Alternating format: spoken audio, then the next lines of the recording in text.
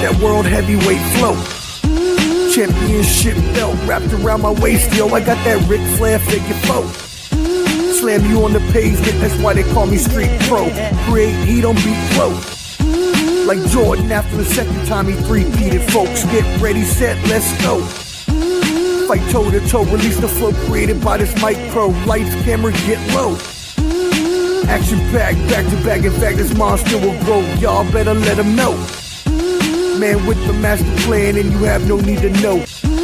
You came prepared, now get ready for the show. Introducing the Ballin' Bud 703 Boys Crew, Clubber D, Dirty Mojo, Shane Peach, and the Sports Professor. Welcome to Sunday Showdown. Yes, yo, what up, friends? A special edition of Sunday Showdown. Let's call it Saturday Showdown because we talking mostly college ball. Today, we are going to review the past 2 weeks of the college football playoffs. Been some blowouts, but have also been some really amazing games, some upsets. Some of us on here called Dirty Mojo.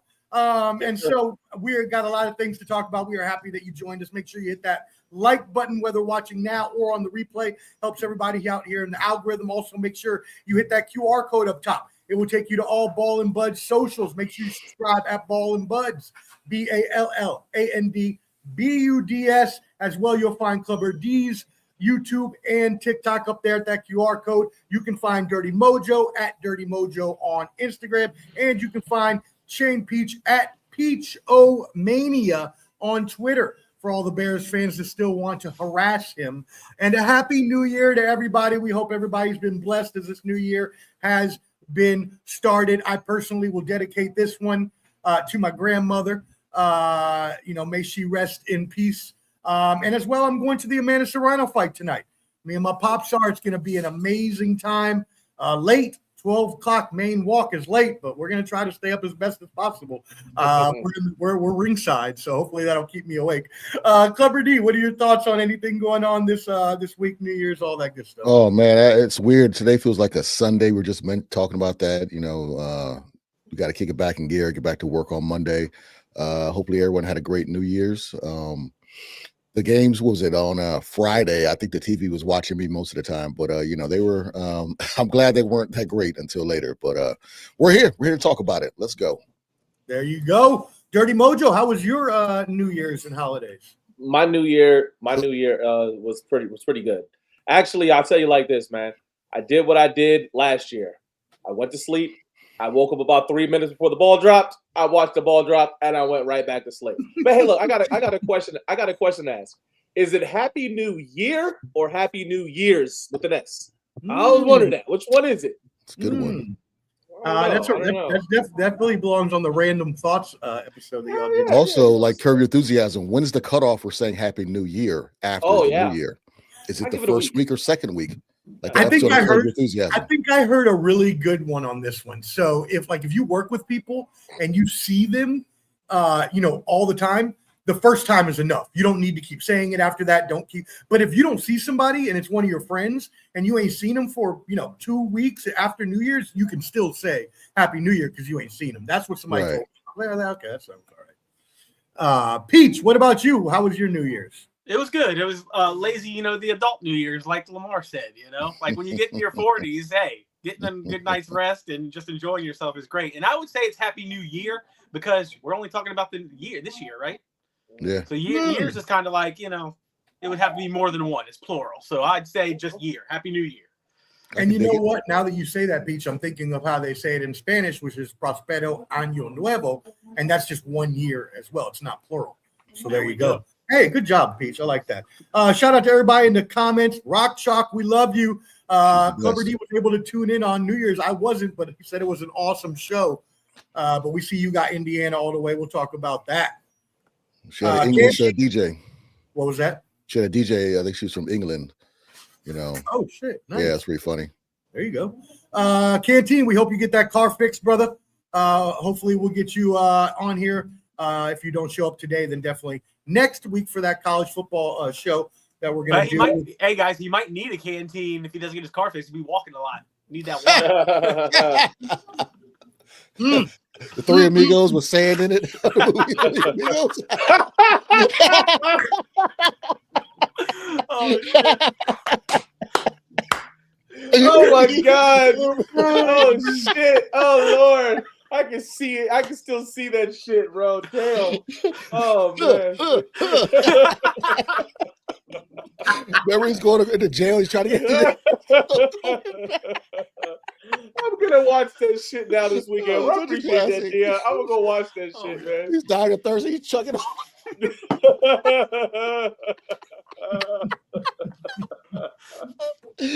Oh God! Oh man! Oh shit! That's funny. Oh Lord!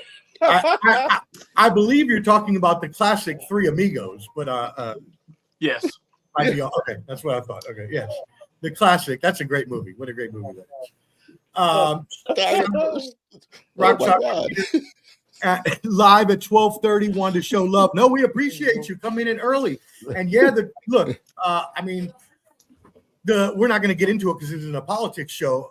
But Trump and Venezuela, that's causing a lot of problems. They just suspended all flights from Puerto Rico, so I can't even get home if they don't open up these flights again. So, what'd you say? That's it. Better get a boat.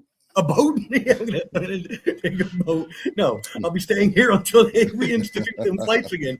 But yeah, it's pretty crazy. It's getting crazy in this world. Y'all better calm down. Yeah, my cousin just joined it. He's an infantry in the army. He's with us right now, but he has to go back on Monday. So we're trying to find out if he has a flight back yet or not. But yeah, prayers for your children and for their safety and everything. We want to make sure that they stay good, Rock Chalk. We love you here.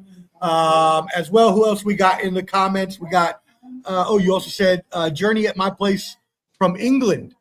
I think you guys' song was good. Okay, so the DJ was DJ Journey.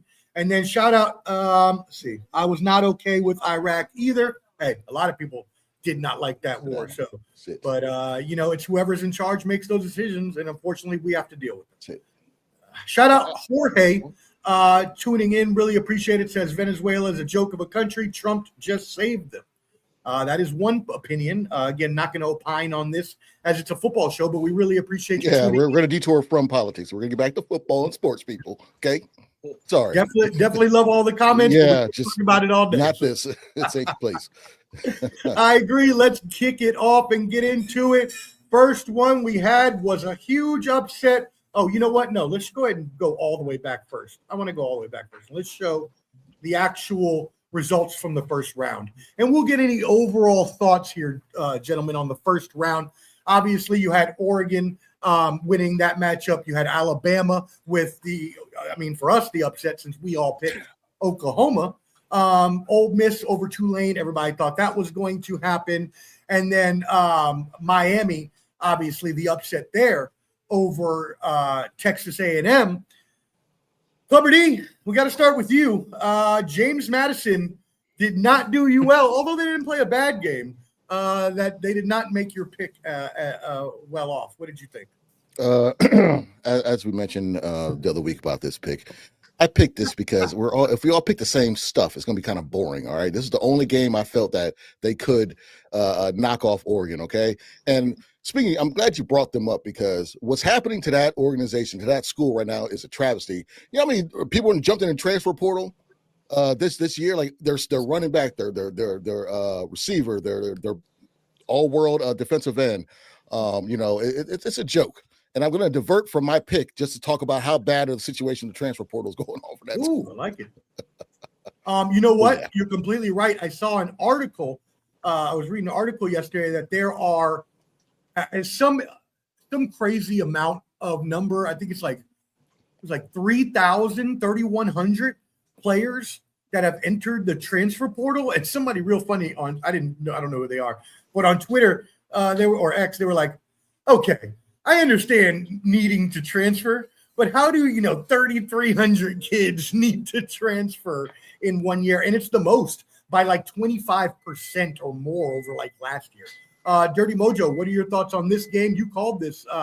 You called one of these upsets here, the Miami one. Any thoughts? Yeah, So, are we talking about the JMU, or are we just talking about the overall last? You can talk about JMU. You can talk about whatever you want. Well, I will say this: even though Dion was the only one that picked JMU, I think all of us kind of were cheering for JMU to win because we're from Virginia. And actually, it was pretty funny because when Dion picked that pick, the next pick he had picked Oregon to beat them, and I was like, that was your chance to have JMU going up against Signetti. You know, the team that he left to go to Indiana to play. Like, you should have done that, but he didn't do that. But I didn't think too hard. But when they spotted Oregon 34 points in the first half, and then they did play better in the second half. Unfortunately, you can't go against a Power 4 conference team like that, like Oregon, who has the experience, who has the 4 and 5 star players, and expect to win that game. Had they played that second half, like if they played the first half like they played the second half, it could have been a funner game for us to watch. I do like the way that they fought it out compared to what Tulane did. Tulane just rolled over and took it. You know what I'm saying? As far as the Ohio State game, I said it, man. I said it a few weeks ago when they played Michigan. They didn't look impressive to me. They weren't a very impressive looking team to me. Michigan was a young team, and they kind of like went back and forth. Now you do know that is their arch rival, so it's going to be a little bit of head banging going on there. But I thought Miami would have had the more experience as far as the quarterback was concerned in the playoffs. Mm-hmm. Right, I thought he was going to have the most experience, and that defense is just swarming, man. I mean, they've had what was they said 12 sacks in the 2 games. That's fucking unreal, bro. That's unreal. It's unreal. Now, I do have one young man that actually plays for Miami that I coach. His name is Brennan Burton. So I'm cheering for Miami to go all the way, just for those guys. Wow. I message him all the time. He messages me, thank me for reaching out to him and everything like that.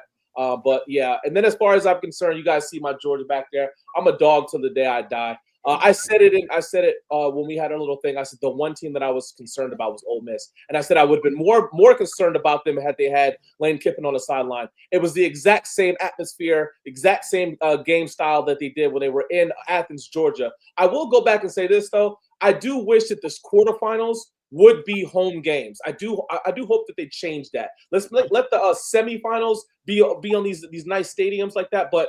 Yes, I think, Georgia and Ohio State, they should have had that chance to play at their home stadium with their live band and with most of their fans at those games. I'm not saying that was the outcome of the game. Had they been in Georgia, they would have won the game. But it's just, I think, a little bit more of that college atmosphere. So, you know what I'm saying? We'll be back next year. We have a very young defense. I think Gunnar Stockton's coming back. Zachariah Branch is coming back. We got a really good team coming back for next year. So I'm not too worried about it. We have a championship in the last 5 years, so I'm okay with it.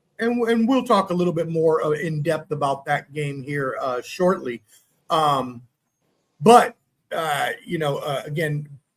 as I mentioned last week, and you just reiterated that it's not just that you're playing in your home field that you should have earned throughout the season, right? But it's also that the teams that won the most games and were the best are the ones you're giving the buys and aren't even getting that chance. And they should be the ones that are getting the home game since they were the best teams in the country, as you mentioned.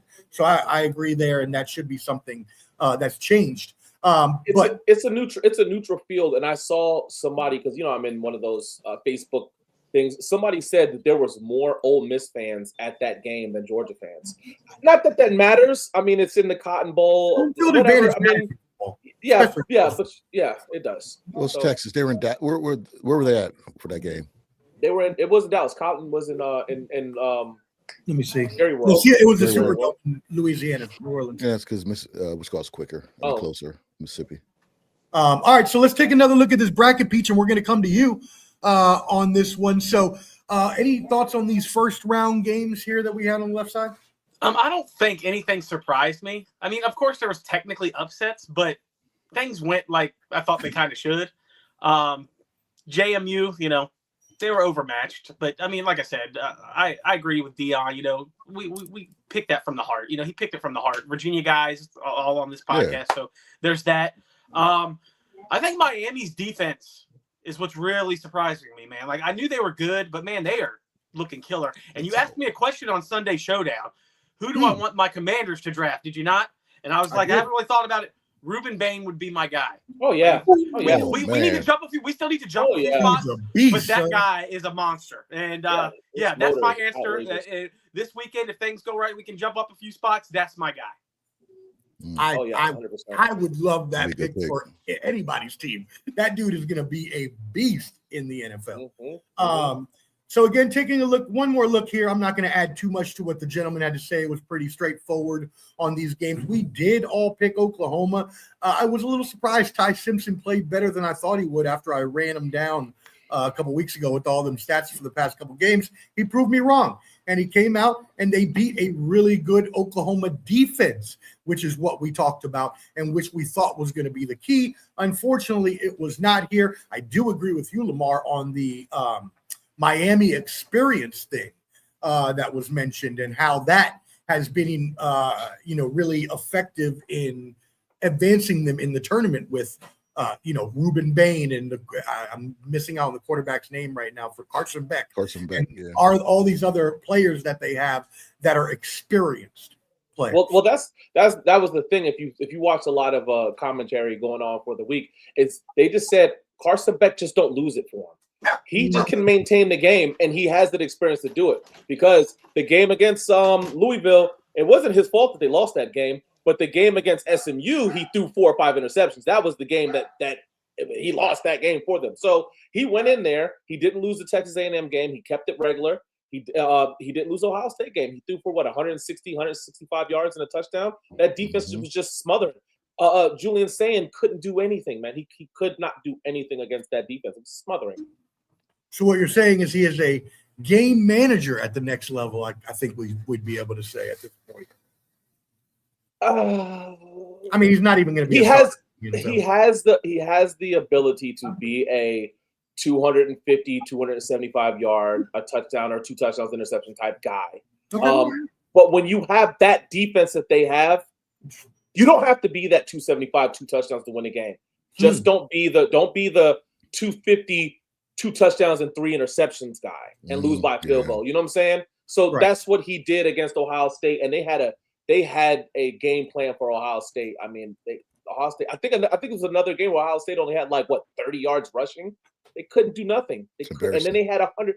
I think what was it? Miami had 165, 100 something like that rushing up. It was crazy, man. It was crazy. Yeah, I mean, Miami has played so well in the playoffs, and we will talk about their upset here right now. A huge upset.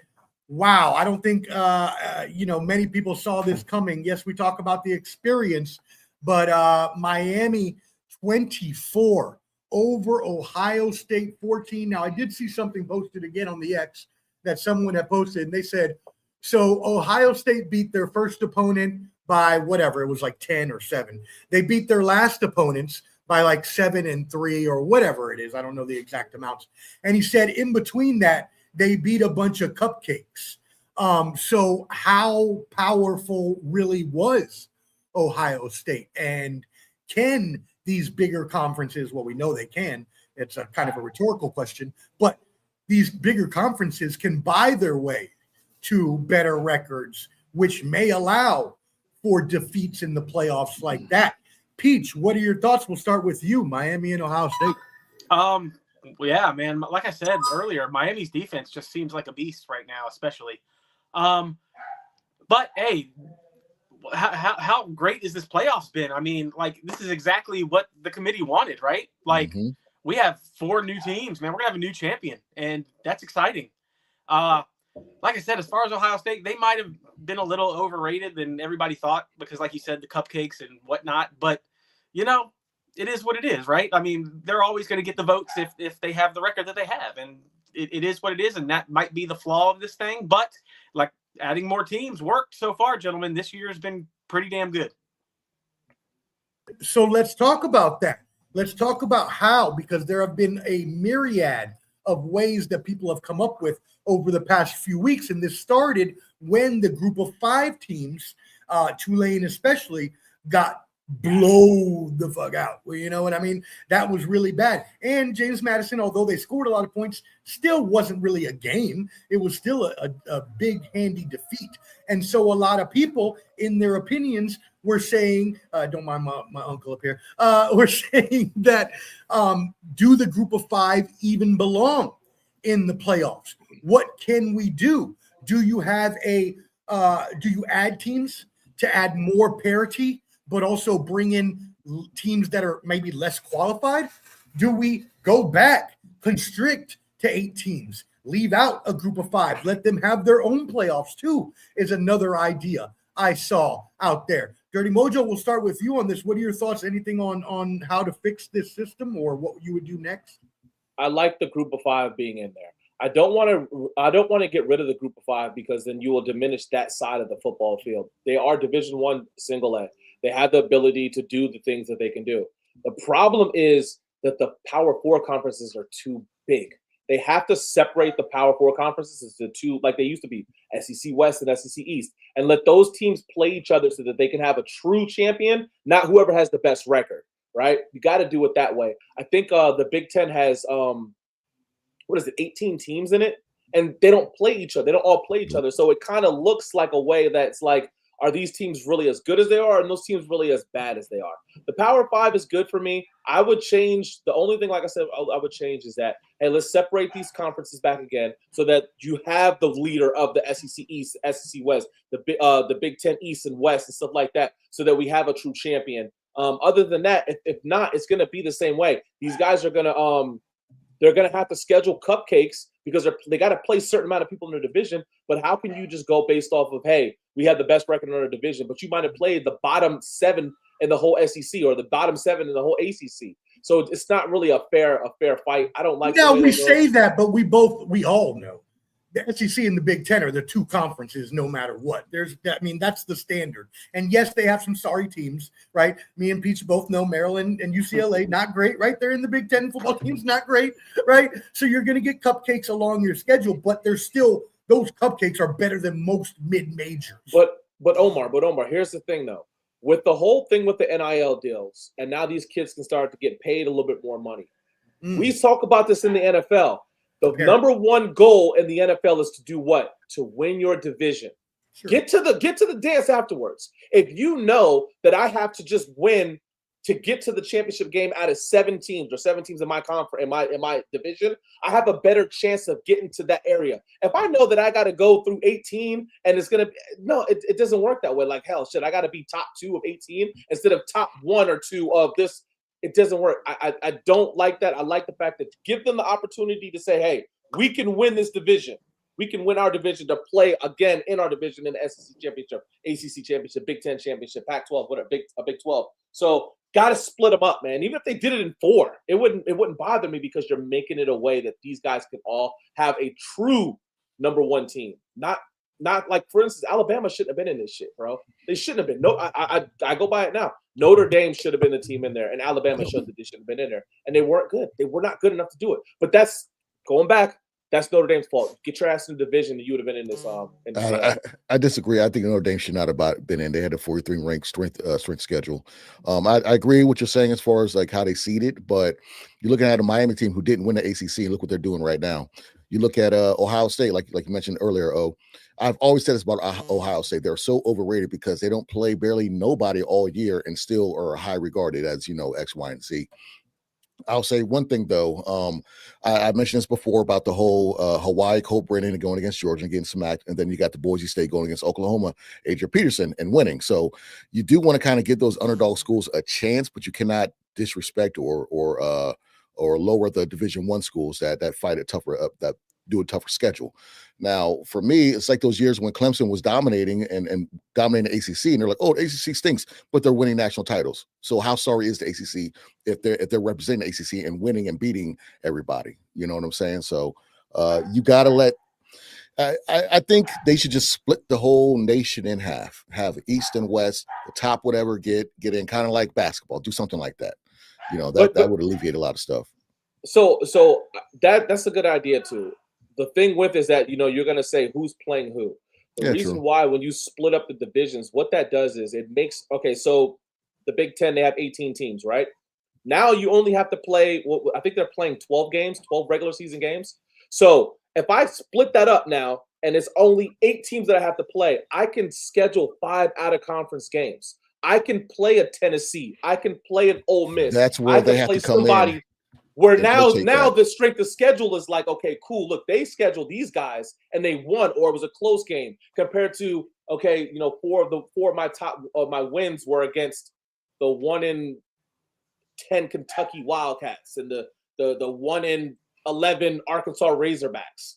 It doesn't. It's not going to Yeah, help you out. that's where another committee should come in and kind of make you play the top people, kind of like NFL. If you're the best team, you're playing the number one teams in every division. If you're the lowest team or whatever, you're playing the worst teams. So they should match that every year. They should revolve it. But there's so much money in Ohio State or Michigan playing Grambling, which happened this year. You know what I'm saying? And that's the thing, Clever D. You're right. Is that they have the rotating schedules where in Ohio State has to go to a Rutgers or a Maryland or a UCLA every few years because they want that exposure too, like every other team. So when you have 18 teams in a division, as we talked about, you're not going to play everybody every year, Lamar. And you're going to get cupcakes some year, but at least it's on a rotating schedule. Not that makes it any better. We all know, and I've been saying this for the past couple years, they just need to go to a super conference, just one huge super conference. 32 teams, whatever you want to make it, have the best teams in there. Maybe it even gets to, Chip Kelly said at one time 64. I think that's ridiculous, but you can see it getting to that era where it's going to be a super conference type of league. And let's get to some of these comments, Peach, and we'll come to you after that. But I definitely want to shout out Champ Ross, who and Clever D were going back and forth on this, but they both make great points. Champ Ross says that these Notre Dame fans are delusional. Yeah, they are. They're stuck in you're right. They have the ACC for, other sports, lacrosse, all these other things. But when it comes to football, they want to be independent because, as Clever D just said, it's all about that money. NBC money. They giving that up. Exactly. They got the NBC TV deal. So they will go ahead and schedule, as you mentioned, Schools of the Blind, which is fucking hilarious. Thank you for that laugh today, Champ Ross. But yeah, it's true. They are able to do those sorts of things because they are independent. And while we all probably think it's, BS that they're independent, they have parlayed that themselves over the years and have made it to a point where it's pretty, indestructible at this point, unless they get forced by every, school in the nation. Shout out to Nadine Calderon. Shout out. We appreciate you tuning in there on Clever D's channel. And as well, Champ Ross asked, how many teams is max for the playoffs? 16? Is that the max? What would you all say? Oh, it's 12 now, right? Right. So, but what would you go max? That means you have to give 4 buys then, right? At some point, the buys are going to continue to escalate. Yeah. I think it should stay at 12, man. I think we should stay at 12, see how it goes. Because if a new school is going to win this year, that's just that's sweetening the deal to get more exposure to those other schools and prove that it's not going to be the Alabamas and whoever's dominating. So 12's fine, but I wouldn't mind 16. Okay. Beach, Dirty Mojo, any thoughts? I like 12. And I'll keep this short and sweet with my thoughts on this. I like everybody's ideas, but here's the problem. And I'm going to bring up how we're old again. This system has changed a billion times since we've been kids, and there's always a complaint. So it doesn't matter how you change it, guys. Yeah. Somebody else is going to complain always down the line. So we're always going to be here, regardless of how it's changed. There's going to be that 17th team that got left out. Like, I got left out. Like, damn, motherfucker, you couldn't be in the top 16. Yeah. Damn. How about you win all your games? You get there. You change it to Dion's way, and then all the teams that are like on the lower level are going to bitch, right? Like, it's going to happen. I say keep it the same. It's been great this year. I enjoyed it. It was great. It was. Here's something that I do believe the NCAA for football needs to do, though. They have to get rid of preseason rankings and stuff like that, because you're ranking teams like South Carolina. South Carolina was ranked I think 8th at the beginning of the season. They only won 3 fucking games. Yeah. So get rid of that shit. Let's go with the whole I would go with like the whole BCS style. Let these teams play. Let's see how they play. Let's see how bad they beat teams. Let's see how close they are on the road, away. And then by like week 6, now you're starting to put, okay, this team looks like the number 1 team. This team looks like the number 2 team. Thank you. Can't say shit like that. You bring up no preseason in college. No, none of that shit. Get rid of that shit, man. Yeah, you bring up a great point with that. They do have to get rid of that. And with the portal and everything, the season changes from year to year so quickly. Like you can be a bad team and jump up to a good team real quick. So yeah, you're right. Those preseason rankings make 0 sense at all because you don't know who's good with all the changes that happen. That's right. You're a team like Florida State who beats a ranked Alabama team, and then all of a sudden you're now ranked 13th. Like, How did we win 3 games last year? Weren't ranked, beat Alabama, now we're ranked 13th. Because Florida State, they need to mind. keep those schools. They need to keep those afloat. Those marquee schools, they have to keep them above all these other schools fighting to get there. Get rid of it. Get rid of the preseason and the rank. Get rid of that shit right now. Just do it. You hit it right on the head, and I said this on one of my shows months ago when I started the college football season. I did the preseason rankings. I said all this is doing is choosing blue bloods and mostly powerhouses that you're putting in at the beginning of the season, which is giving them an unfair advantage of being at the top. That now these other teams that you haven't put in the top 25, which maybe are deserving, now have to make this climb up this imaginary ladder that you created for them at the beginning of the season. I agree with you completely. Wait till week 6, week 8. Why do we need that shit? There's no reason for us to have it. It's nothing more than just decoration. You know why? It is. Because it is. we're starting. It's called ratings. We started season off with Ohio State versus Texas, number 1 versus number 3 or something like that. So everybody's tuned in, watch that, and Fox and everyone's doing, and Gus Johnson's doing backflips. Oh my God, so we're all tuned in because that's why they do it. And especially if you're not the number 1 team in the country. I mean, you could be the number 5 team in the country, but be the number 2 seed in the college football. So what's the difference now? What's the point now? I don't know what Miami was ranked at the end of the season, but they were the 11th. They were the 10th, 11th seed. Okay. Yep. I think you do this system one more year. See how 12 teams does. If the group of 5, let's say, gets another 2 teams in somehow, which I fucking highly doubt that's ever happening again. But let's say they do. And they were both to get blown out again. We might see some changes, maybe even some I would honestly, if you're gonna ask me to expand or contract, I say contract and go back to 8.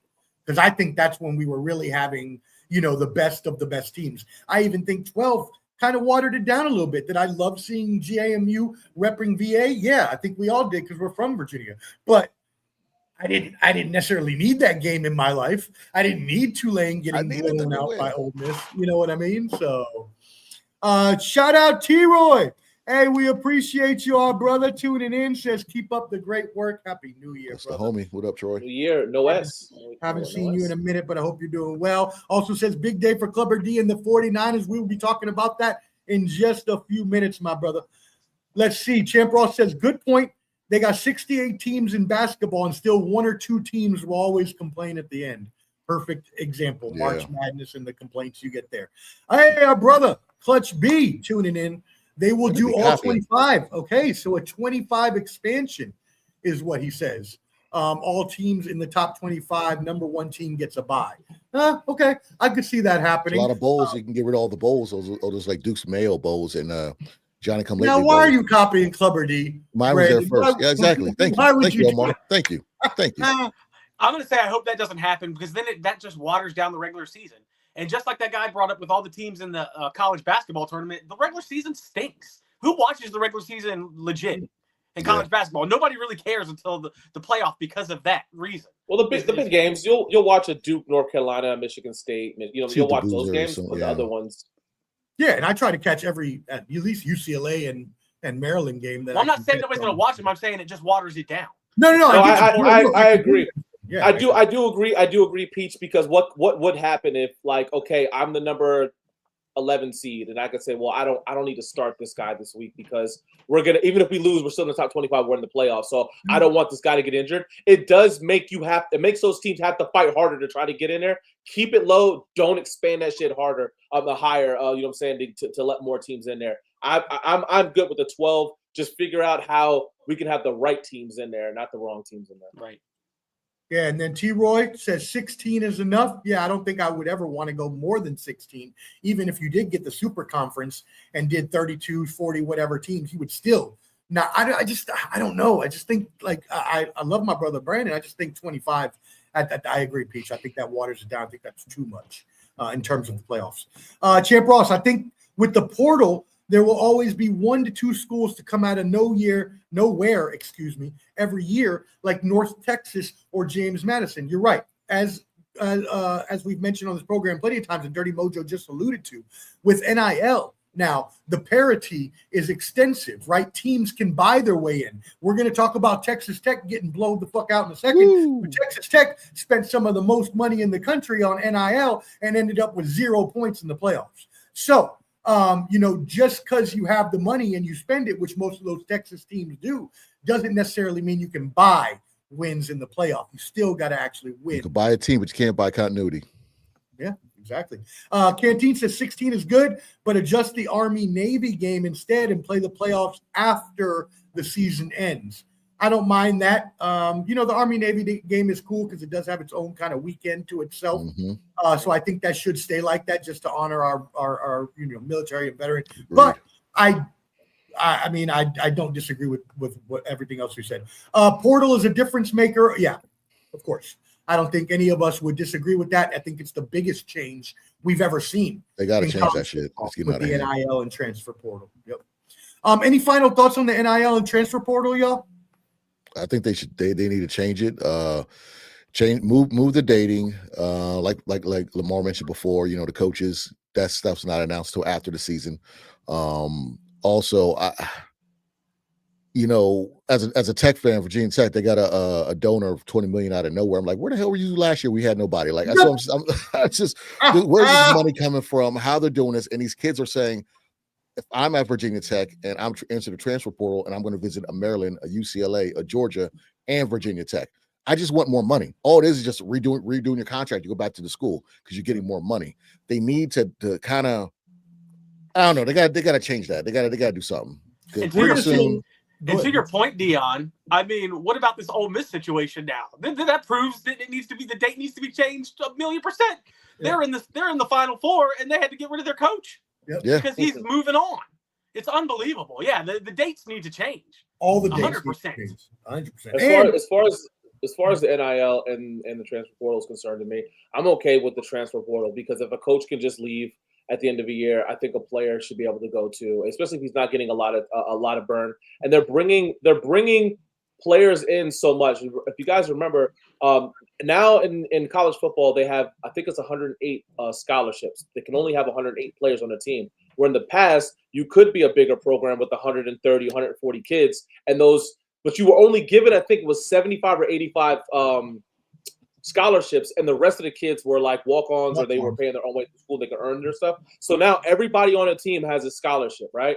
The thing that the NIL is going to do for people is it's going to get players on certain teams, which sucks because you're going to figure out these kids that are really just in it for the money, and they're really not, like in it to like get better. And Kirby Smart says that. I'm not saying it just because of, they're my team or whatever, but I think I said this last week where you have the number one receiver in the country from Florida chose Syracuse.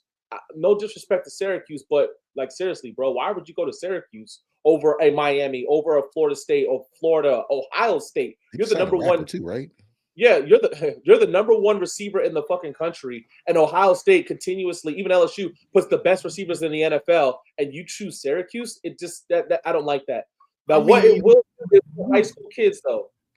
High school kids are going to be able to start attending because you're going to, with the NIL and the transfer portal, there's not a lot of high school kids that are really good that are going, well, not really good, but they're, 3-4 star guys that aren't getting picked to these big schools. They're going to start going to those mid-major schools, the North Texas, the JMUs and stuff like that. And they're going to get the ability to start.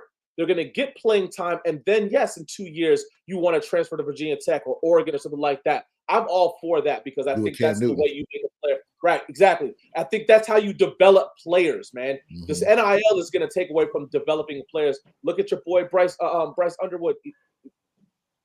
He's not developing to me. Yeah, they're getting paid as if they were in the Major League Baseballs going out and doing international free agent signings where they're paying these Dominican kid 16-year-old $5 million signing bonus, hoping that he becomes the next, Alex Rodriguez or whatever. And you're completely right.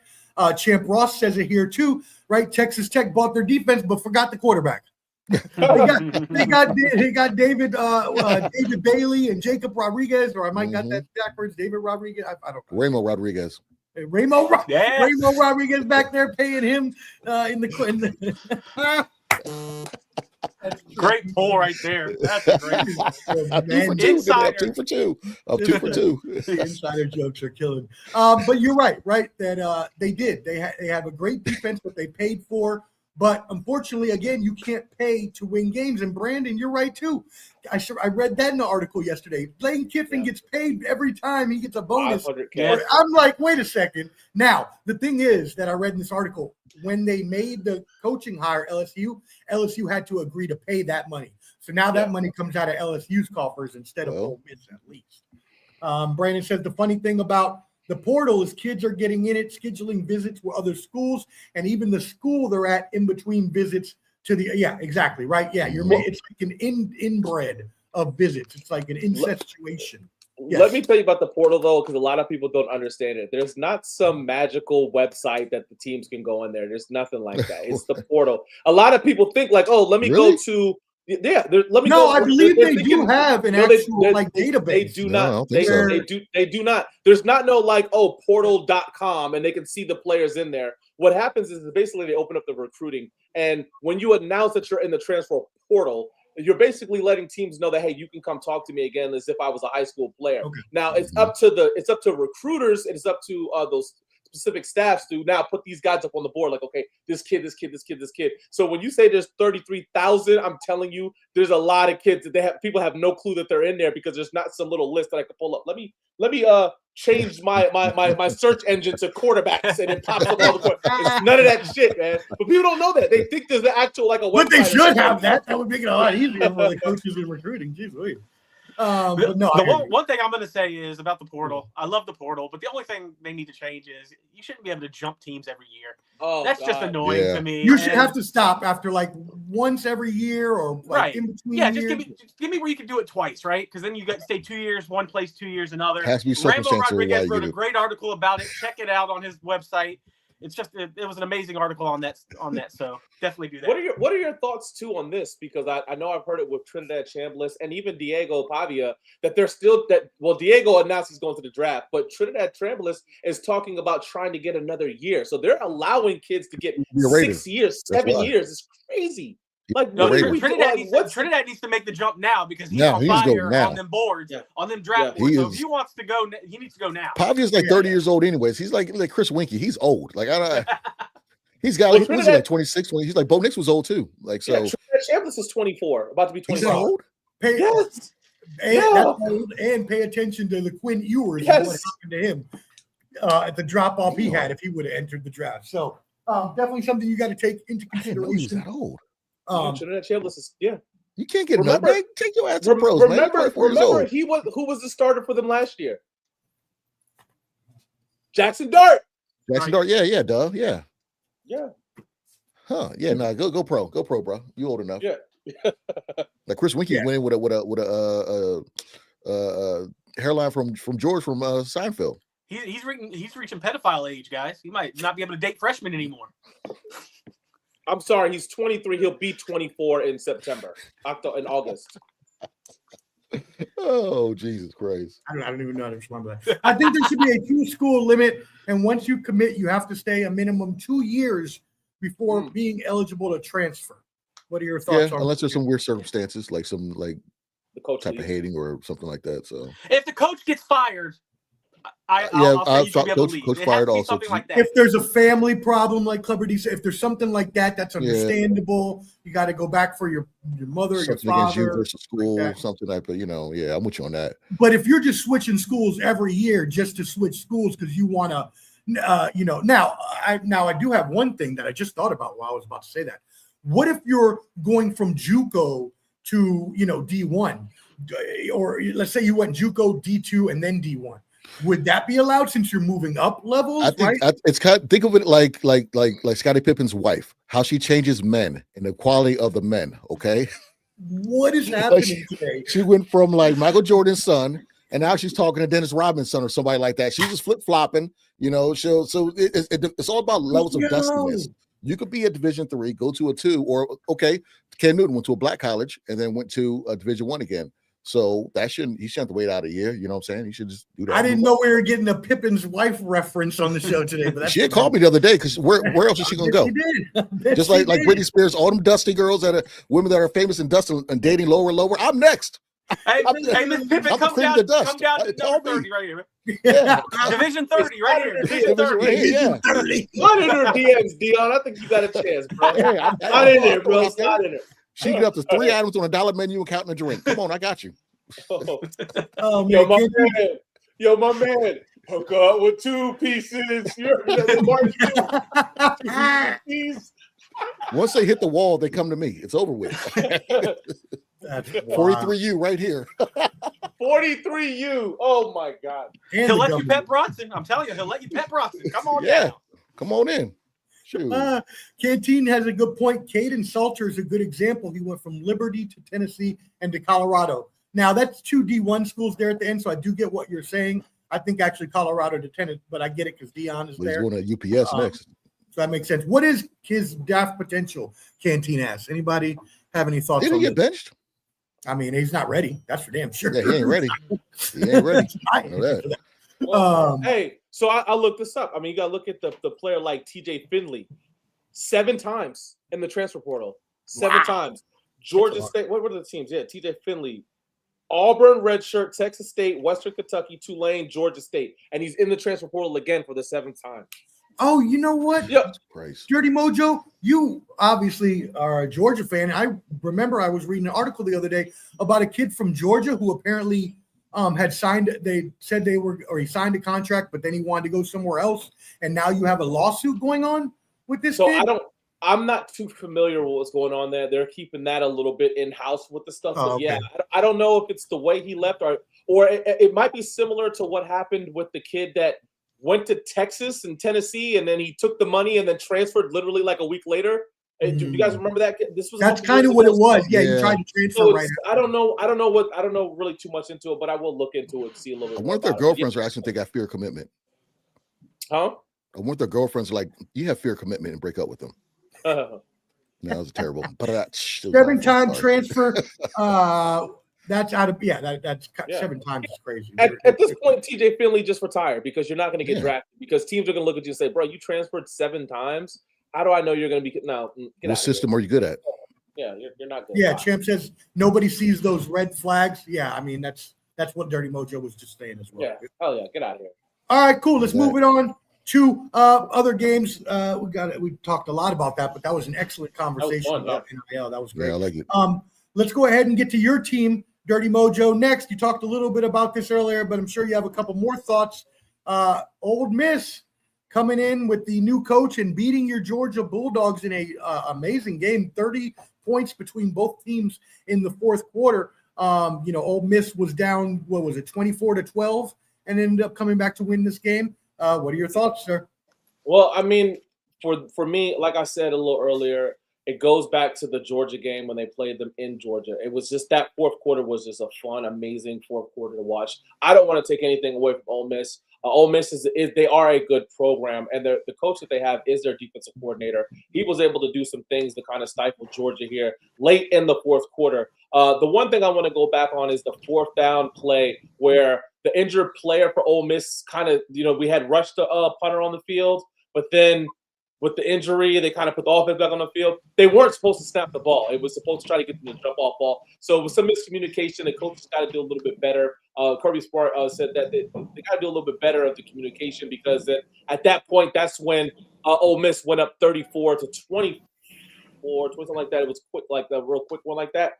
I said it in the original thing that Ole Miss is a really good team. Their only loss was to Georgia, and Georgia had to score 17 points in the 4th quarter to beat them.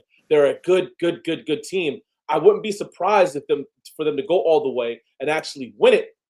I just thought that without them having Lane Kiffin, that there was going to be a lot of outside noise. There was going to be a lot of distraction. There was going to be a lot of questions in the locker room when they're having their meetings with the media. That kind of distracts the players, but hats off to them. They went out there. They played a fantastic football game. Georgia played a fantastic football game too. It's one of the games where, hey, the players lost. The thing that I will say, though, is Ole Miss better win it this year because next year looks bleak for them because a lot of kids are jumping ship for them. I don't think that they will be as good next year as they are this year. So with Trinidad Chambliss, go out there and win. I do believe Miami's going to win it, though. I'm sorry. I want Miami to win because, like I said, I have a player that I coach that plays with them. But I'm not mad at the Bulldogs, man. They went out and they fought. I do want to see those quarterfinal games be home games at their stadiums, and also not taking so long. It's been a month since Georgia played. We'll come back next year. We'll reload. We're going to get transports. And I can say this. I do believe that Gunnar Stockton's going to come back. I do believe that Zachariah Branch is going to come back. So, I mean, we're going to have a good team. And that defense is young. We have a really young defense, which we're losing Dalen Everett and I didn't need to say his name. Number 3, our linebacker. I think we're losing him to the NFL draft. But I think we're going to still be a good team right there.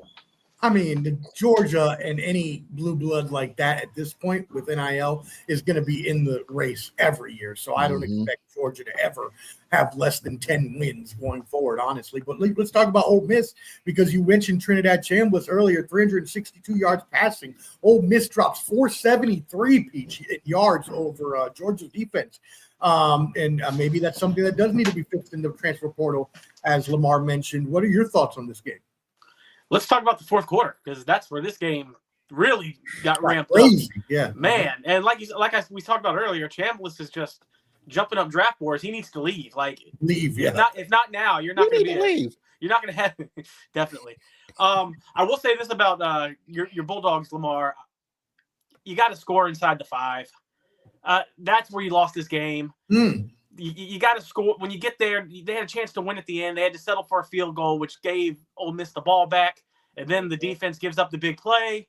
It's over after that. But yeah, hell of a game, hell of a fourth quarter. I have nothing else to say about this game. It was great. It was fun to watch. But yeah, definitely Ole Miss, I agree with you, needs to win this year, because they ain't doing nothing next year. Everybody's leaving. And that's the one thing about losing Lane Kiffin. He's a dickhead and all that stuff, but he can recruit. He definitely can recruit. So, Trinidad Chambliss' best bet is to win this championship and get the fuck out. Liberty, what are your thoughts on this game? Hey, the cliche, don't believe me, just watch. Trinidad killed it in the 30, was it a minute and a half span? Those 3 big plays he did back to back to back was phenomenal. I actually hit my brother up on IG. He was like, hey, that might be y'all's quarterback, because, he don't watch college. But, his stock is very high, like Peach mentioned. And also, I was going to mention the same thing. You got to score. You cannot kick a field goal right there. Right. But when you're Georgia, you can't do that, man. It's on the, and that whole punt, whatever, that little miscue, like that shouldn't happen with Georgia. That should not happen with that high caliber of school like that. You guys are top tier of just about everything. You know what I'm saying? A boo boo like that happens in like high school. So I was shocked that was a thing. But Ole Miss, I think I predicted it jokingly in our group chat, and also I think Brandon said like Alabama win by 17 because he's an idiot. But I wouldn't mind seeing Ole Miss win it all. You know what I'm saying? Because they were always like that team that was always there, but not all the way up there as far as the SEC. And to see them actually getting over the hump and making some noise in the playoffs, I wouldn't mind seeing them actually go all the way. Then we're Indiana. And one other thing about this game, officials, y'all need to get it the fuck together. I know sometimes we have to go by the rule book and we got to do everything legit.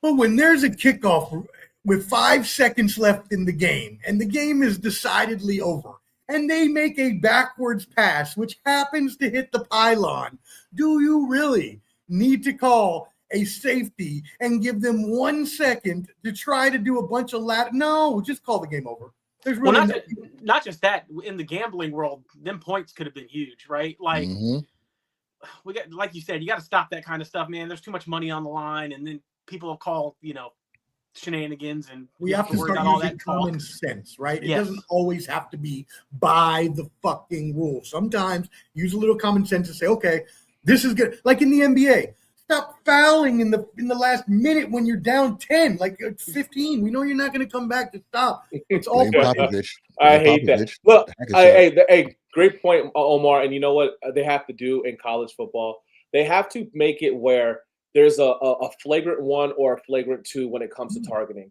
When you're actually going up and targeting guy, kick the guy out of there. But when you're making a football play and you're going low for a tackle, and so is the running back or whoever, and you just so happen to hit, that shouldn't be kick them out of the game, man. That's not, you know what I'm saying? There's only so much that you can do. If anything, I would drop the level of targeting. If I'm going for your legs and you're going down 2 and we helmet to helmet, how am I supposed to move my head out of the way to stop this? I don't think that's right. I think they should look at it and say, hey, listen, this is a flagrant 1 or this is a flagrant 2. He's still allowed to play. And if you have another one the next week, kind of like a red card in soccer, you get 2 yellow cards or whatever like that, you're kicked out. So if that happens again the following week, okay, now you got to get kicked out because it's 2 weeks in a row that you've had this targeting call on you. You're out of here for the rest of the game and blah, blah, blah. But that was a bogus call. And, I mean, that's the defensive player for Georgia that you take out of the game, that you got to put somebody else in there for position that could have helped them with those 3 big plays in the last minute to go. You know what I'm saying? I don't know, but I think Frazier getting hurt Georgia because he was running hard. Yes. Clever. He was running real hard. Oh, Brandon. What, man? Take that guy, man. God, I absolutely love this back and forth between you and Brandon. it's so stupid, but it's so funny because it's just like it makes me crack up every time. All right, let's move it into the last 2 games. We're going to group these together because they were not great games as they were blowouts. But we did have Indiana. He's the number 1 team in the country, and we're going to talk about the games going forward, so we don't need to talk too much about these. But Indiana did beat Alabama 38-3. Dirty Mojo did mention earlier maybe Alabama did not belong in. Oregon 23-0 over Texas Tech. We talked about how great Oregon was offensively and defensively, both in the top 10 in terms of yardage. Their defense played amazing, held the shutout here. Peach, we'll start with you on this one. Nothing really to say here. I mean, the teams that I thought were going to win won in blowout fashion, and they weren't really great games. I still, it's hard for me to believe in Indiana, even though it's the dumbest thing ever because they're the best team. It's still like, oh, dude, it's like for I just real? think of basketball. I just think of basketball when I think of Indiana. So it's like it's tough to believe. But when you watch them play, gentlemen, they're the best team in the country, I think. All right, cool. And then we're going to go Clubber D, Dirty Mojo. I got to go to the restroom real quick. I'll be right back. What I'll say with the Oregon game, that was watching me on the couch because I was my CPAP machine was getting jealous during that game. But I'll say for the Indiana game, I don't know about you guys. When Mendoza plays and he starts running around, it reminds me of I don't like making this comparison, but like. Remember when Tom Brady would run, you're like, he's about to get popped. And somehow he would get the first down out of nowhere because he's just not super overly athletic. That's what I see when Mendoza kind of scrambles around. But I'm a fan of Mendoza. That kid is good, man. And I love their coach's story and how he came from JMU, and they're still a good school. And then now what he's done so far in Indiana is just, out of this world. I want the underdogs to win now. You know what I'm saying? I had them going to the finals and losing to Georgia, but I'm going to use my my sports almanac and go back and kind of change history. And I'm going to have to do a coin toss between them and Ole Miss. But yeah, I'm a big fan of what Indiana did because they proved that they belong there. In Alabama, you had no reason being in the playoffs. Okay, you don't beat them, you put belt to ass, as Lamar would say. Yeah, Lamar, what you got? Yeah, Alabama shouldn't have been in the playoffs. I mean, it's evident that they were not a good team. They didn't play very good football at all. Yeah, they beat Oklahoma the week before. I mean, come on, man. Alabama embarrassed the SEC in this game against Indiana, and Indiana is a good football team. I mean, they surprised me. I knew that Indiana would win, but I didn't think they would win like that. I mean, it was not fun to watch that game. I thought Alabama's coach DeBoer was going to try to take the Michigan job. There was a lot of talk about that shit. So then when Michigan hired the one guy, I was like, oh, he's still going to stay there. I think Alabama loses a lot of recruits because this is another four loss, right? They had 4 losses this year. Last year it was 5 losses. They got 9 losses in 2 years. It's him, the coach. I think a lot of kids are going to jump ship. They're going to not want to go to Alabama. They're going to pick other schools like LSU. They're going to pick other schools like Georgia. They're going to pick other schools that they can go to. As far as the first 2 games, I was very disappointed in Texas Tech. I had said that when I had watched them in their championship game, they were all over the place. They were a gritty team. I thought they were going to play a lot better, but you guys said it. They put all their money into their damn defense. They didn't put anything into their offense. Their offense was just so stale and stagnant. Going forward, though, Indiana beat Oregon in the beginning of the year, and they beat them by 10, right? 30-20, right? game was a good game. I think they outscored them in the fourth quarter to kind of get that win. It's going to be a really good game now on a neutral site. It's hard to call it, man. It's hard to call it. I think Oregon can beat them. I think they can. Indiana, obviously, the way they played against Alabama, is going to be the favorite in this.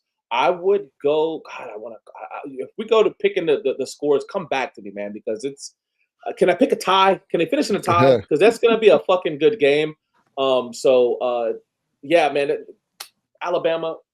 I'd say if we do pick, and we do this on paper, we email them to Omar ahead of time, and we'll do a wager on it too prior. Yeah, we can. We just got to make sure everybody gets it in because we're going to do that last time, and two people here with no names named. Right there. The bottoms. But anyways, yeah. Whoa, wait a second. Hey, my bad. I know. I kept it quiet. I thought nobody noticed. Whoa. I thought you were referring to yourself. Do that again, wow. I'm talking about the cameras, man.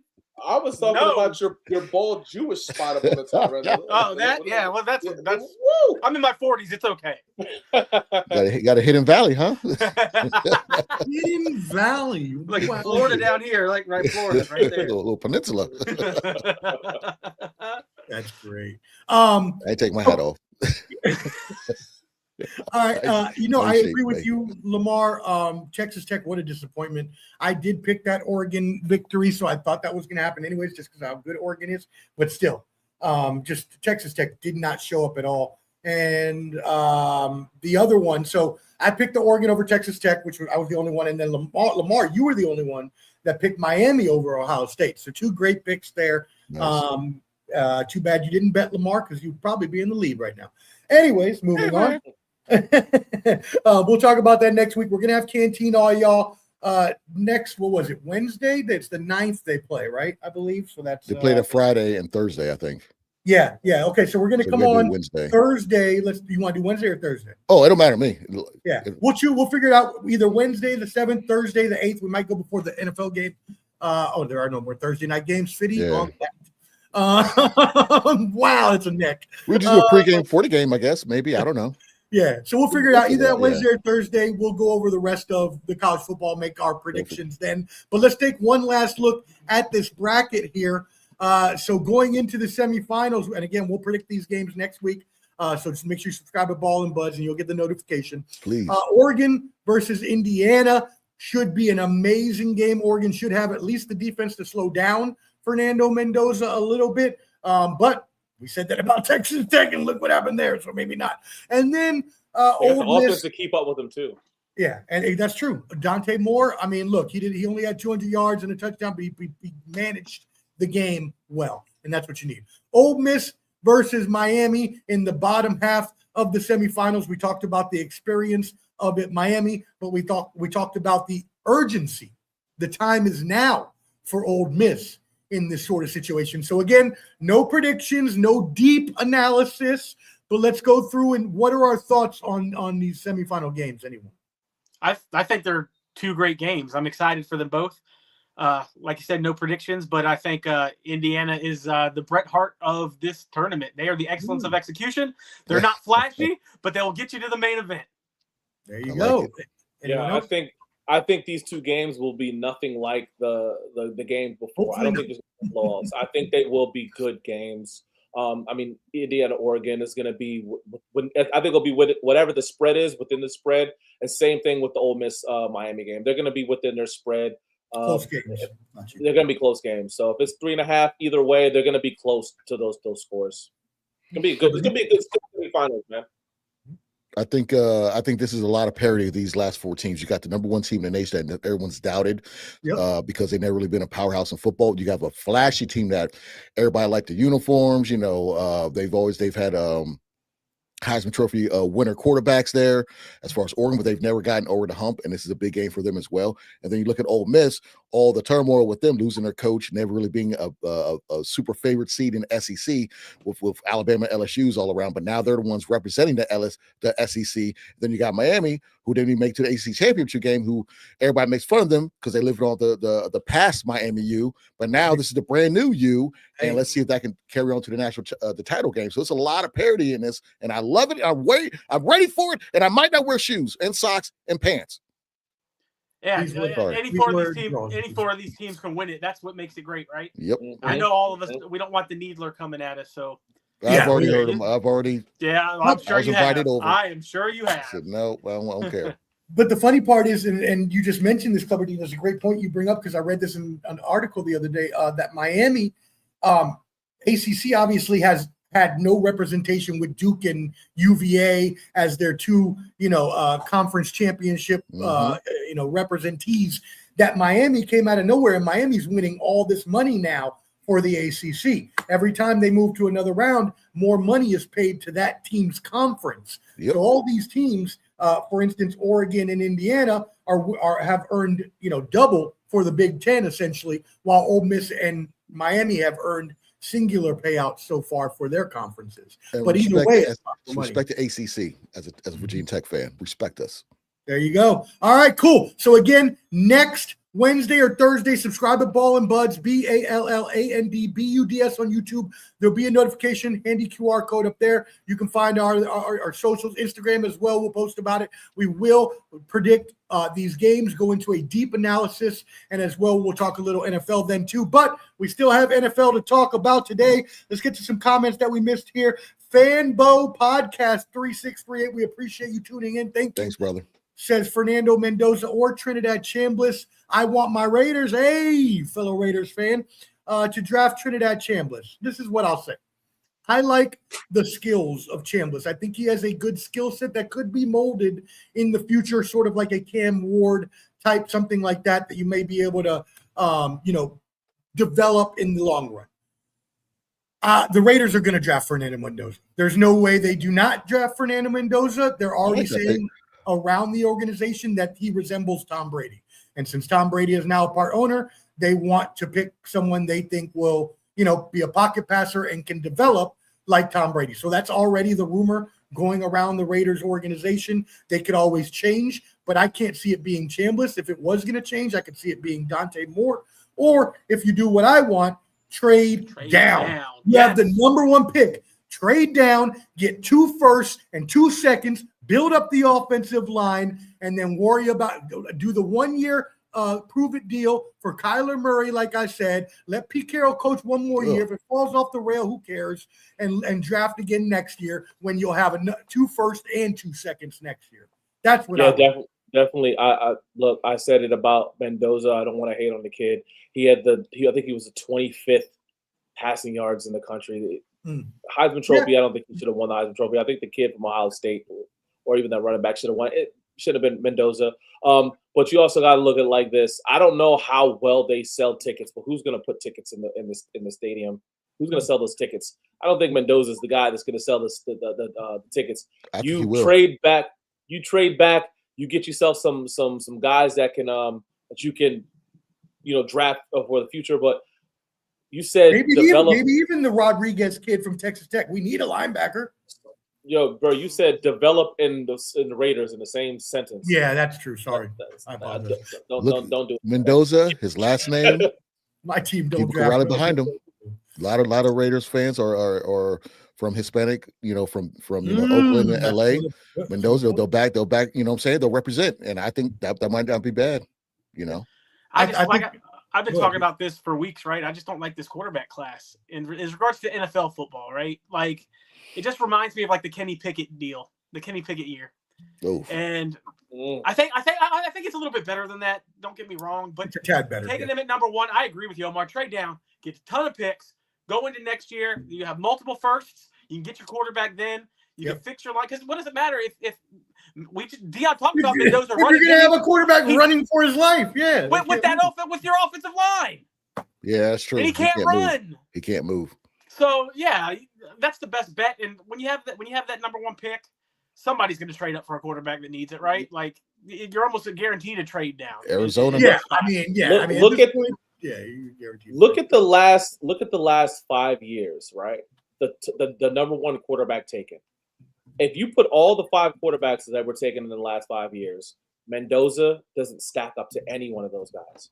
So he's not a number one fucking pick. He's not the number one pick in the draft. If you want to take him in the first round, I don't mind it, but I wouldn't take him first overall pick. Right, Trade like back, develop some stuff, get him at 11 or some shit like that. He's not the number one pick in the draft. He's not the best player in college football.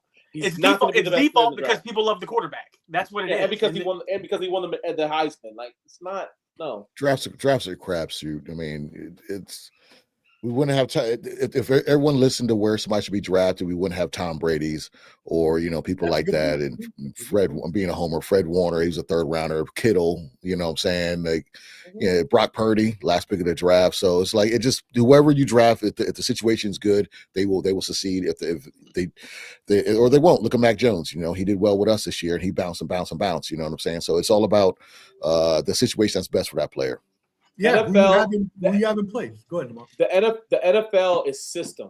College ball is not system. You can be any quarterback and play in a college ball football team and make it and have them win. When you get to the NFL, it's the system that you play for. Mm-hmm. You can't just be anybody and I don't think that system is the system for. Don't do it. That was hilarious. I don't know what that noise was. But yeah, Jake Cloverty don't know that.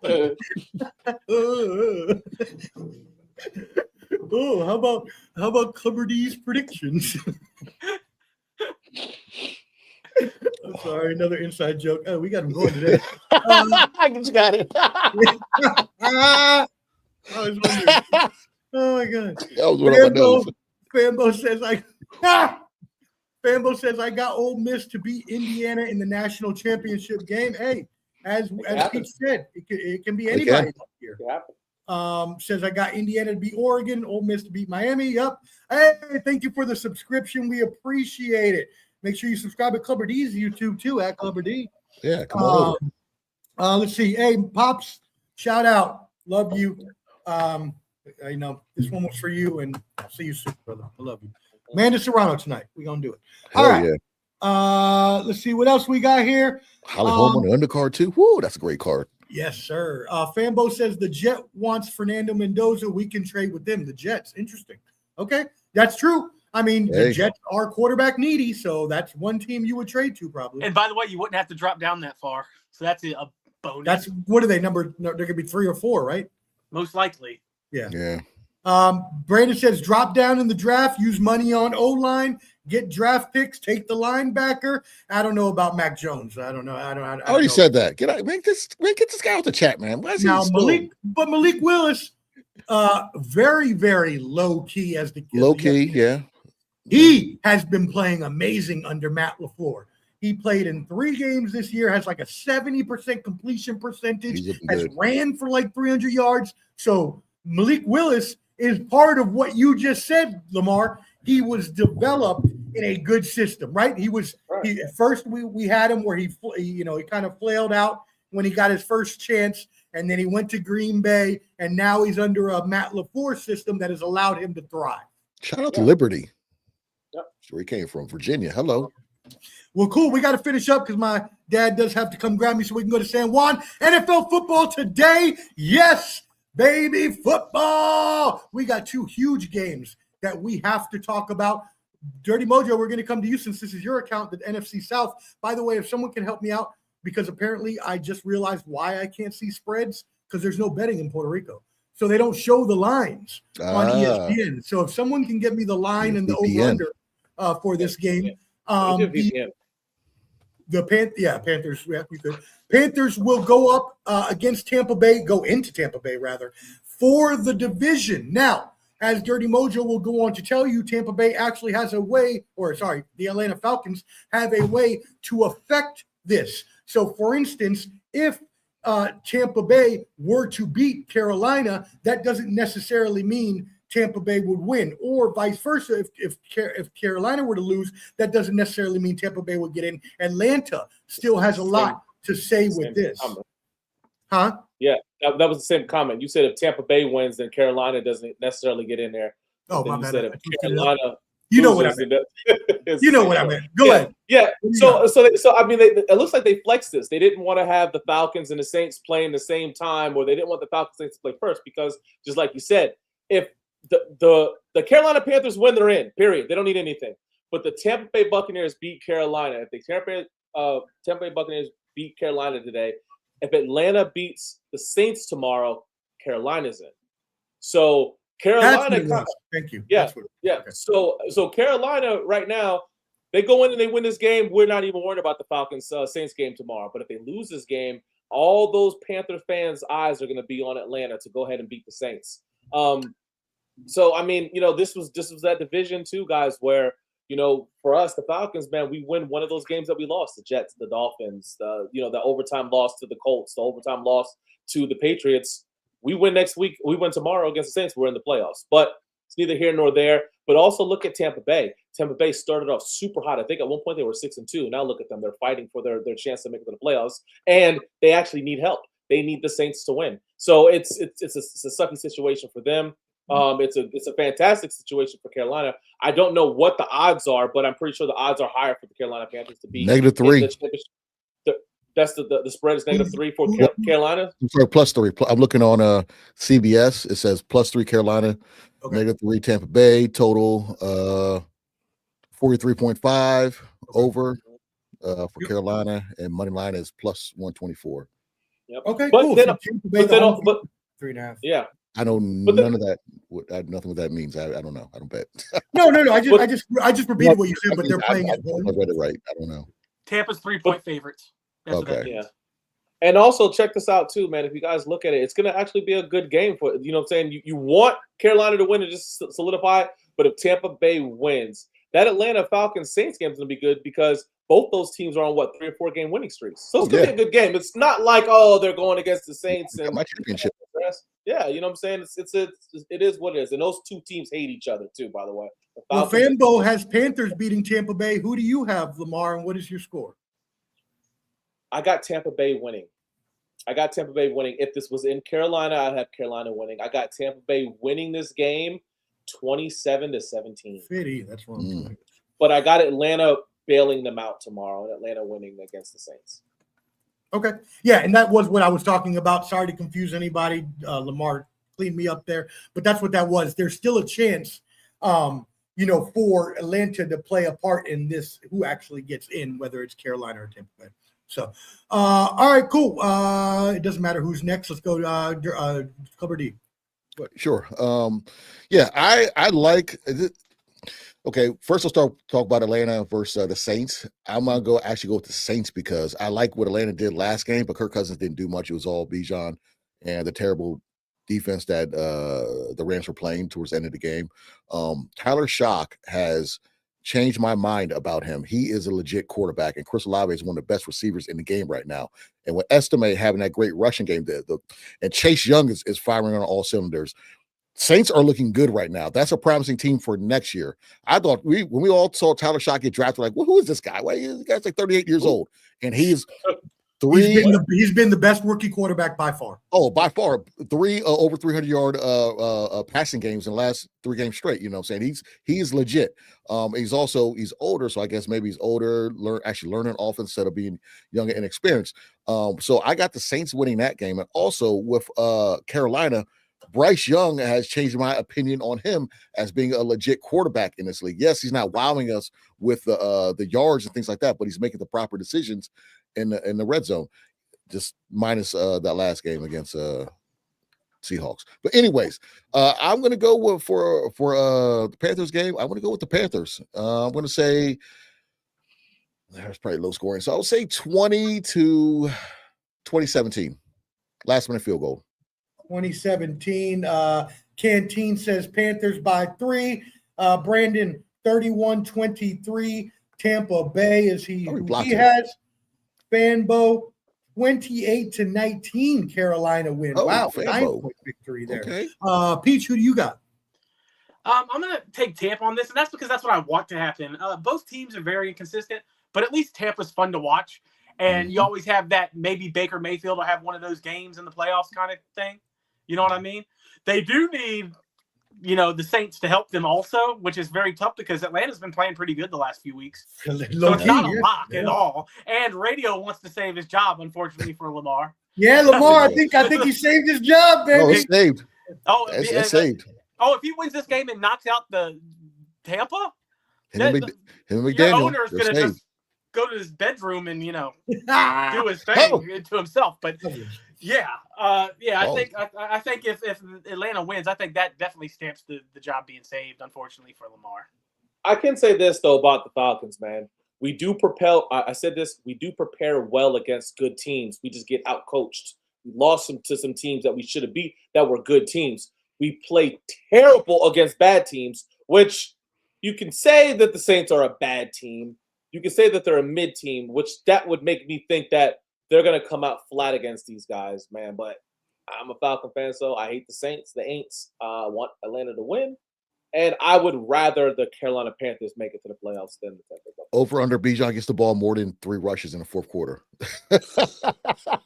I mean, you see us trying. You see what the fuck they do, bro. What is that? I was like, what? Give him the ball. What y'all doing? Bro, it doesn't make no sense, does it, Dion? I'm telling you, like these guys make no fucking sense at all. It's crazy. I agree with Dion. The Saints are a team to watch for next year. And how great is it that they get a top pick also? Mm-hmm. I mean, to go with it. And I saw some mock drafts with Jeremiah Love going to them. So they might get their Bijan next year also. We'll see. Mm-hmm. We'll be back. Hey, shout out to Christoph Haynes. Haven't heard from this guy in a while. Good to hear from you, my brother. He asked for the and this is a good question because one quarterback, Baker, was on an MVP trajectory, and then Tampa Bay had the downside. And you have Bryce Young, who started off the season kind of and then had that mid-season upward trajectory that he had, and now he's kind of kept that going. Who would you take right now, not going forward, not next year, not in the past, right now, who would you take, Baker or Bryce? Anybody? I take Bryce, and the reason why is because the first half of the season, a lot of those wins that they that the Tampa Bay Buccaneers did get was Baker bringing them down by whatever in the fourth quarter with less than 2 minutes to go to win the games. Yeah, but then the last half of the season, they're in the same predicament, and guess what? He shit the bed. He hasn't done anything. Going interceptions, all types of stuff.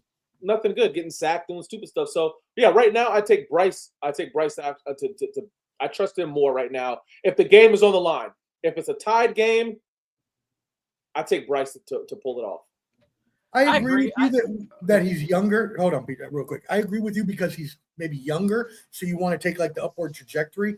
But at the same time, we got to remember, yes, Baker Mayfield did the little Cleveland Brown kind of turning back into same as a Sam Darnold pumpkin mode kind of thing. But I think you also have to look at the fact that Baker does have a lot more experience as well. Peach, what were you going to say? I'd say just because of the age, I agree. Bryce is the guy to probably take. Baker's kind of just so inconsistent year after year. You don't know what you're going to get. But Baker's more fun to watch. And that's why I want him to get in. Because I think both of them are one and done regardless, right? But I don't want to see a Panthers team score 3 points in the first round. I want to, if Baker's going to score 20 points, but it might be for the other team as well. But you're going to get that. You're going to get some explosion regardless. So that's why I think I would take Bryce for the long run, but I think Baker's the better quarterback right now. Yeah, if it were the future, again, I'll take Bryce. But right now, I'm still taking Baker Mayfield. I think they win this game at home, backs against the wall. I think they need this win 24-17.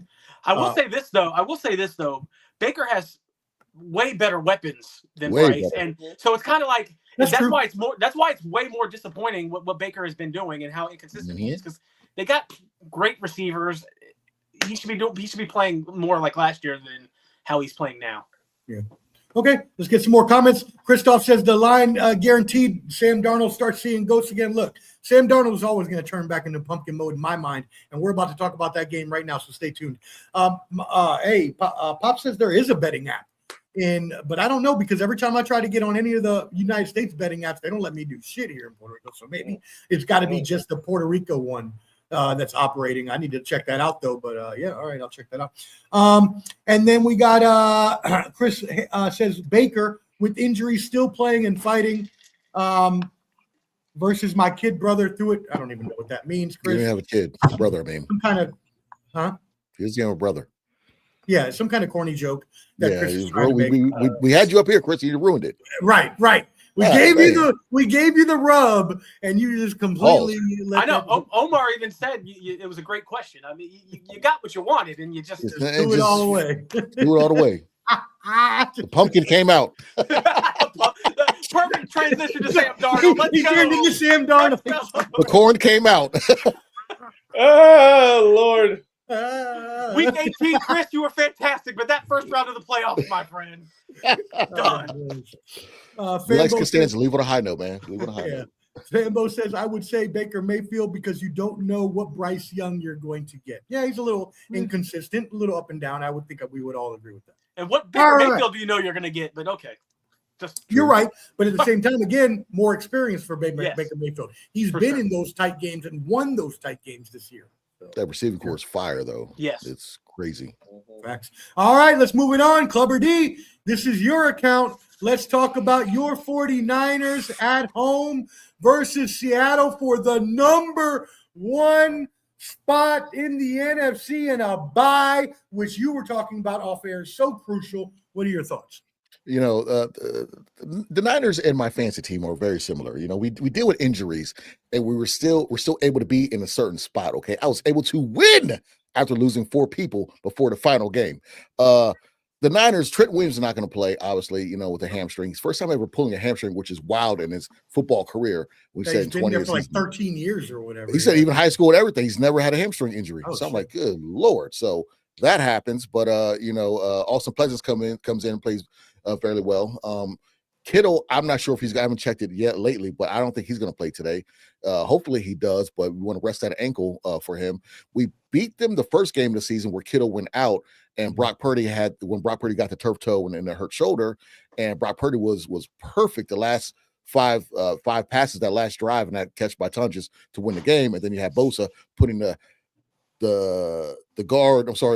tackle in Sam Darnold's lap and causing the fumble sack for us to win 17-13 win. If you look at Sam Darnold, the last few games, he's only had 9 touchdowns and 9 interceptions. He's not been playing well. They're down to their third string, I think, right tackle, I believe, right tackle or left tackle, 1 to 2. The Niners don't sack much, or we're the worst in the league at sacks, but we at least get pressures and get you off get you out the pocket. I think that's what they're trying to do. They have the best receiver in the game right now. The Niners are going to have to just contain them. Okay, we probably can't stop them. We proved that we can score touchdowns with Brock scoring 10 touchdowns in the last 2 games. Since we're at home, I'm going to go with the Niners. It's going to be another high scorer. I'll say 42-31. Wow. Very high scoring game. Just to let y'all know, I did look it up. According to ESPN's Nick Wagoner, he asked Kittle. Kittle absolutely expects to play tonight. Says he feels fabulous, in a great position to get the number 1 seed. Obviously, we won't have confirmation. So anybody that's still playing in a fantasy league that goes to the 18th week, or for your betting purposes. What is wrong with your life? Why would you play in a league like that? What? Yeah, I don't know. That's the same people that have like 16 teams and two quarterbacks, and man, eat something, man. Facts. Clubber D, can you look up the over under and line on this game while we get to Dirty Mojo? Dirty Mojo, your thoughts? Probably the best game of the week, and obviously because of the outcome, what it can do. To go, I don't know, Dion, if the loser gets what spot do they get in the playoffs? I'm not sure what the spot they get. Be honest, they would drop down to 5 because each of the division champions get 1. Okay. Yeah. So I mean, at the same time, I mean, you're either going to go to Carolina or to Tampa Bay, right? On that, so fuck it. You know what I'm saying? But you got to understand, with San Fran, this is our second home game in a row. The Super Bowl is in San Francisco or in Santa Clara, so that's why it's so big for us. Yeah, that's a good point to make. As far as both of these teams are concerned, they're the 2 hottest teams right now, I guess, in the NFC that are playing. The Rams losing 2 weeks in a row, obviously losing to the Seahawks and then losing to Atlanta, and then the Seahawks coming in and winning the big games that they got. The biggest game for the 49ers with them beating the Bears was a fantastic game to watch. If you didn't watch it, I don't know what you were doing that day. I can say this though. I do like what Dion has said about both the teams, where they're matched up perfectly against each other. The only thing is that with the 49ers having so many injuries and their inability to get to the quarterback, that's going to let Sam Darnold be able to sit back there and just hopefully not have to force any kind of passes and he can complete the ball down the field to make some completions and touchdowns. I don't think the score is going to be high. I think it's going to be similar to what the first game was. What was like 17-14, and one of the last second field goal to win the game. I think it'll be like that. So I'll say that it'll be the same thing. I'm going to go 21-20 Seattle.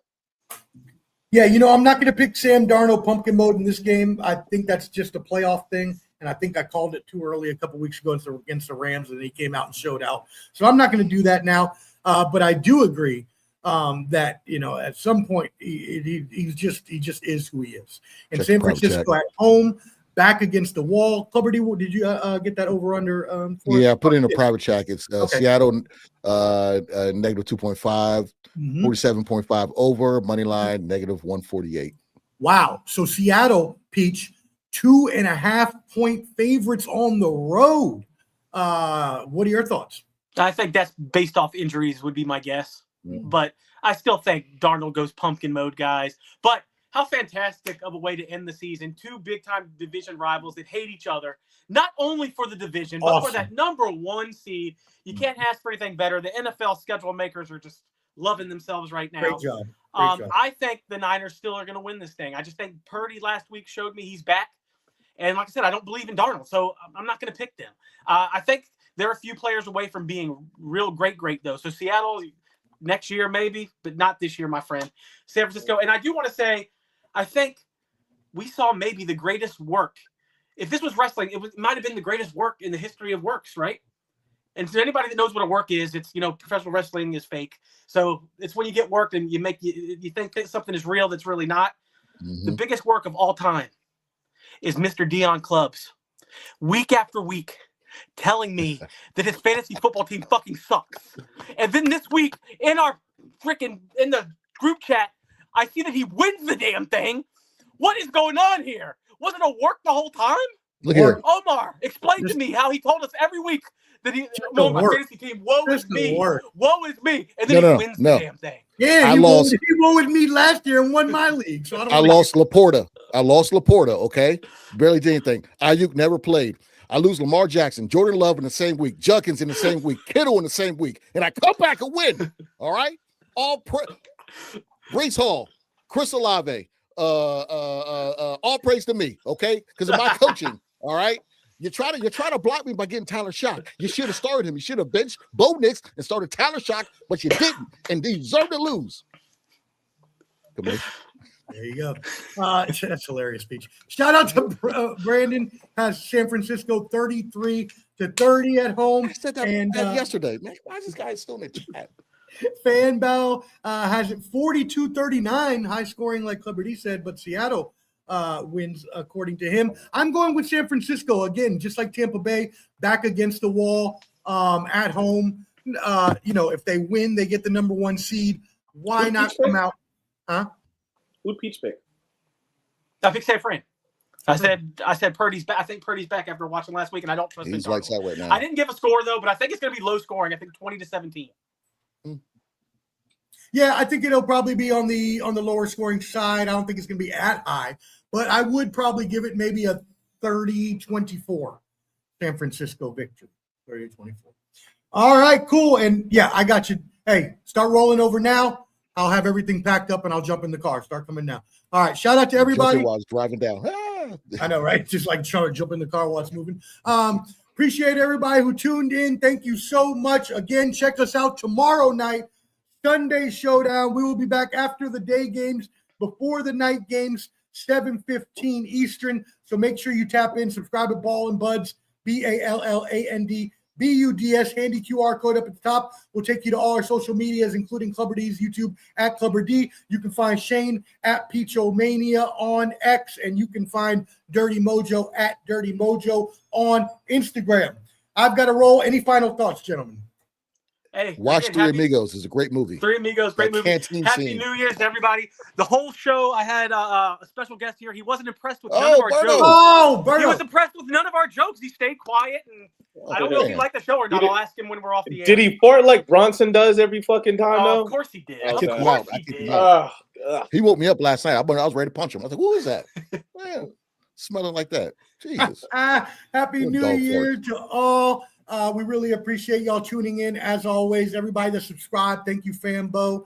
Y'all tap in with Fambo Podcast and everybody else who came in. Hey, our brother Chris Haynes showed up for the first time ever. We love that. Love to see you. Canteen, we'll see you next week as well. The dog didn't hear good enough. Thank you for that. Anyways, so thank you everybody for tuning in. Really appreciate it. Catch us tomorrow, Sunday Showdown, next week, college football, and we are out. Bang, bang, Niner gang.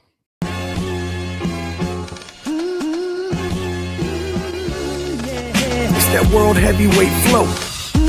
Championship belt wrapped around my waist, yo. I got that Ric Flair figure four. Slam you on the pavement, that's why they call me street pro. Create heat on beat flow. Like Jordan after the second time he three-peated, folks. Get ready, set, let's go. Fight toe to toe, release the flow created by this mic pro. Lights, camera, get low. Action packed, back to back. In fact, this monster will go. Y'all better let him know. Man with the master plan, and you have no need to know. You came prepared, now get ready for the show. Introducing the Ballin' Bud 703 Boys Crew, Clubber D, Dirty Mojo, Shane Peach, and the Sports Professor. Welcome to Sunday Showdown.